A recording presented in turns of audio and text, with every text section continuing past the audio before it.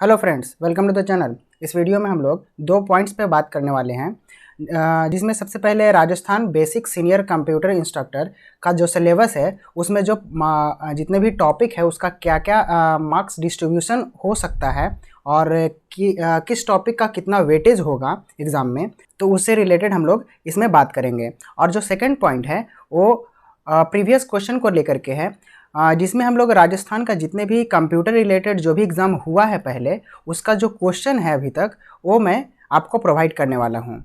आप यहाँ पे देख सकते हैं कि मेरे पास इतना सारा क्वेश्चन है जो राजस्थान का जितने भी कंप्यूटर रिलेटेड एग्ज़ाम हुए हैं उसका क्वेश्चन है, जिसमें हेडमास्टर का जो पेपर 1 का क्वेश्चन है, जो लेक्चरर कंप्यूटर इंजीनियर का जो आता है राजस्थान में उसका पेपर है, और उसी तरह से जिस तरह हर एक स्टेट में सेट का एग्ज़ाम होता है, STET का एग्ज़ाम होता है, उसी तरह से राजस्थान सेट का जो पेपर है कंप्यूटर साइंस का उसका भी यहाँ पे क्वेश्चन पेपर प्रीवियस ईयर का है।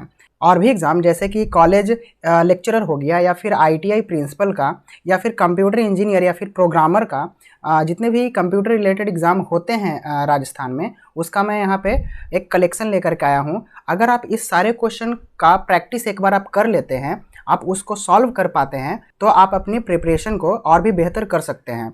तो आप इस क्वेश्चन को आप डाउनलोड कर सकते हैं। तो इस सारे क्वेश्चन का आपका एक जिप फाइल का लिंक डिस्क्रिप्शन में मिलेगा, और वो जिप फाइल आपका पासवर्ड प्रोटेक्टेड है। आप इस जिप फाइल को ओपन करने के लिए एक्सट्रैक्ट हेयर पर क्लिक कीजिएगा, और यहाँ पे आपको पासवर्ड पूछा जा रहा है, जिसमें आप TGT PGT स्मॉल लेटर में टाइप कीजिएगा, और राजस्थान में R कैपिटल लेटर होना चाहिए, RAJASTHAN।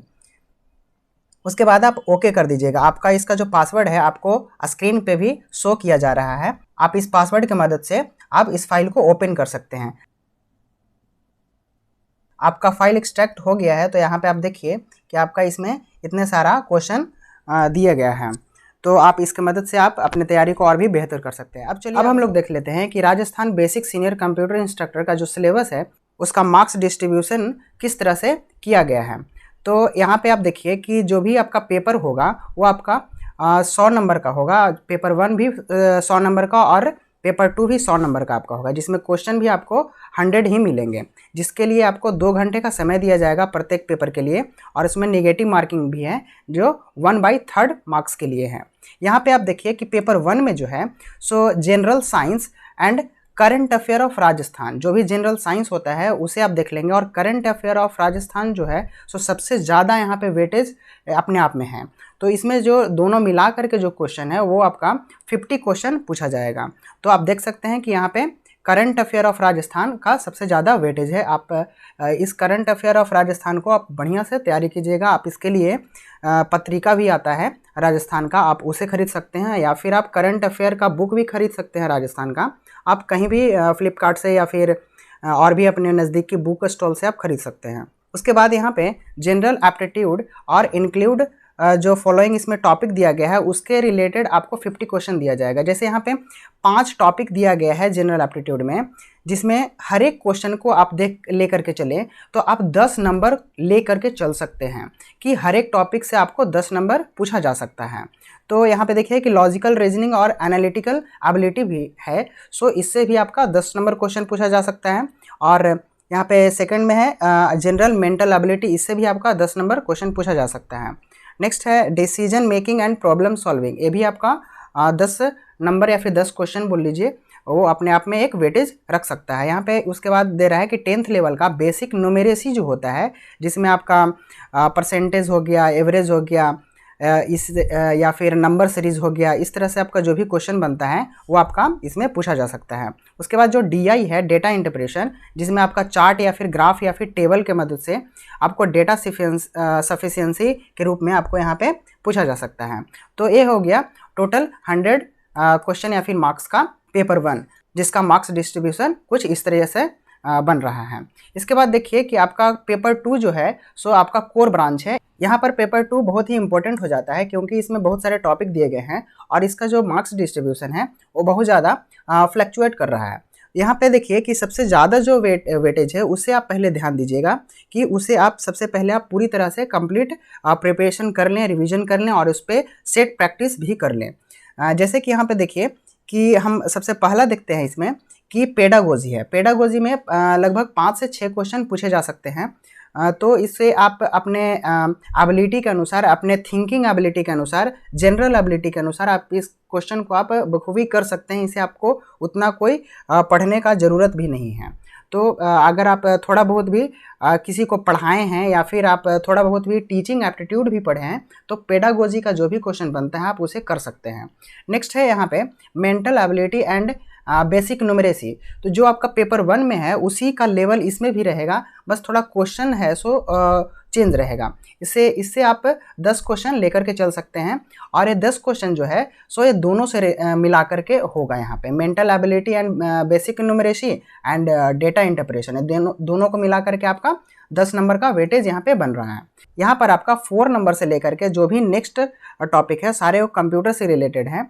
इसमें आपको बहुत ही ध्यान देने वाली बात है, जिसमें सबसे पहला जो है सो फंडामेंटल ऑफ कंप्यूटर है, यानी 4th यहाँ पे टॉपिक को देखें तो फंडामेंटल ऑफ कंप्यूटर है, जिसमें आपका 8 से 10 क्वेश्चन हो सकता है। जिसमें आपका वर्ड प्रोसेसिंग से क्वेश्चन आपका होगा, जो भी माइक्रोसॉफ्ट वर्ड है जैसे कि पावर पॉइंट, एक्सेल, वर्ड या फिर MS एक्सेस या फिर जितने भी जनरेशन ऑफ कंप्यूटर हैं तो उससे रिलेटेड आपका क्वेश्चन बन सकता है यहाँ पे। नेक्स्ट टॉपिक है programming fundamental object oriented programming using C++ and Java. यहाँ पे प्रोग्रामिंग जो फंडामेंटल ऑफ प्रोग्रामिंग से भी पूछा जा सकता है और ऑब्जेक्ट ओरिएंटेड प्रोग्रामिंग जो होता है जो C++ और जावा है, ये दोनों से मिला करके आपका क्वेश्चन पूछा जा सकता है। और ये सारा से अगर देखें तो आपका 8 से 10 क्वेश्चन यहाँ भी वेटेज बन रहे हैं। यानी फंडामेंटल ऑफ कंप्यूटर और जो प्रोग्रामिंग है ये अपने आप में बहुत ही इंपॉर्टेंट टॉपिक हो जाता है। इसलिए आप इस दोनों टॉपिक को आप छोड़िएगा नहीं, आप कवर इसे जरूर करने की कोशिश कीजिएगा। इसके बाद है डेटा स्ट्रक्चर एंड एल्गोरिथम।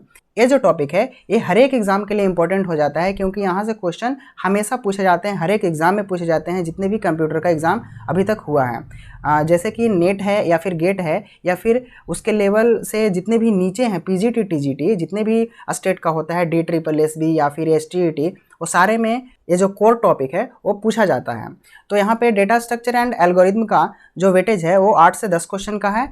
और नेक्स्ट टॉपिक देखें तो यहाँ पे डिजिटल लॉजिक सिस्टम है। यहाँ पे डिजिटल लॉजिक का 5 से 6 क्वेश्चन का है, तो इतना कुछ खास नहीं है, आपको बस थोड़ा बहुत दिखने का ज़रूरत है। इसके लिए मैं वीडियो भी एक पूरा सीरीज़ बना हुआ है, आप मेरे प्लेलिस्ट के सेक्शन में डिजिटल इलेक्ट्रॉनिक्स करके आप चेक कर सकते हैं, वहाँ पे आपका इसका पूरा दिया हुआ है। और इसके लिए मैं काम और करूँगा आपके लिए कि जितना भी टॉपिक है कंप्यूटर से रिलेटेड उसका एक अलग सेपरेट टॉपिक से रिलेटेड क्वेश्चन का सेट मैं लेकर आ रहा हूं। आप इस चैनल पे आप ज़रूर जुड़िए, क्योंकि आपका जो तैयारी है और भी बेहतर हो सकता है। यहाँ पर नेक्स्ट टॉपिक है कंप्यूटर ऑर्गेनाइजेशन एंड आर्किटेक्चर। इसमें आपका बहुत ही कम वेटेज देखा गया है, क्योंकि और भी मैं जितने भी राजस्थान कंप्यूटर का मैं देखा क्वेश्चन तो उसमें इससे रिलेटेड बहुत ही कम क्वेश्चन हमें मिला।